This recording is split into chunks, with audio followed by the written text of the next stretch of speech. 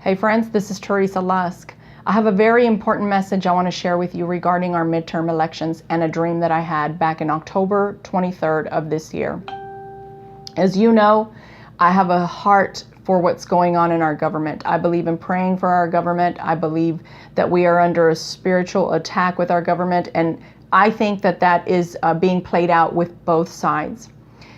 Recently, I had this dream, and the Lord showed me that the ANTIFA movement would be rising its head up. And that's very important for you to know, because those of you who are getting this video are either my close friends or people that I know will be interceding for the midterm elections tomorrow.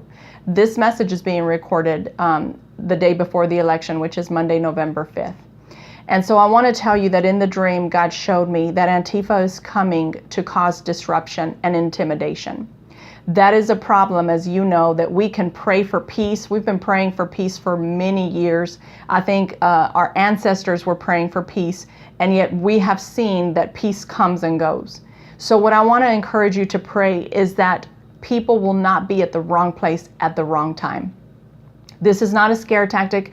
I don't have 100% proof that it's going to happen, but I can tell you this, that the Lord revealed the dream to me.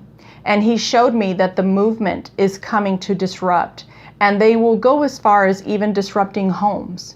And so the next day after I had that dream, I did some research, and I found an article that's out there that says that when President Trump had dinner with pastors back in August, I believe, actually CNN wrote the article, and they do have a biased twist to it. They basically use it to call him a racist, which I'm not getting into all that. All I'm saying is that part of that article is true, that President Trump did warn the pastors at that dinner that if the right won the election, the midterm elections, that ANTIFA would be rising its head up and bringing forth violence and intimidation. As believers, our job is to warn people who are looking to go about it in a violent way, whether they're on the left or the right. Don't think that either side couldn't break out with violence. And number two, as you know, we've prayed for peace for years. Peace has been prayed for forever, and peace comes and it goes in cycles. You know, there'll be a nation that has peace and then a lot of war, and peace and a lot of war. So yes, pray for peace, but number two, pray for people to not be at the wrong place at the wrong time, because that's one of the things that I think that we're going to have to pray for. I don't believe that we're going to be able to bring forth peace during this time as much as I would like to say otherwise. I have a heart for our government. I have a heart to pray for people. And I have a heart to pray for administrations, the government administration, regardless of who's in the House. I have to pray for them because that's what we were called to do. But I can tell you that I have my prayer journal here, and this is one of several of them where God gives me prophetic dreams, and they come to pass, and they're often very detailed. And I don't want to get into the details of the dream because I don't want to set people up to look at the dream and tear it apart and say, oh, this, but that's not it, but this is this.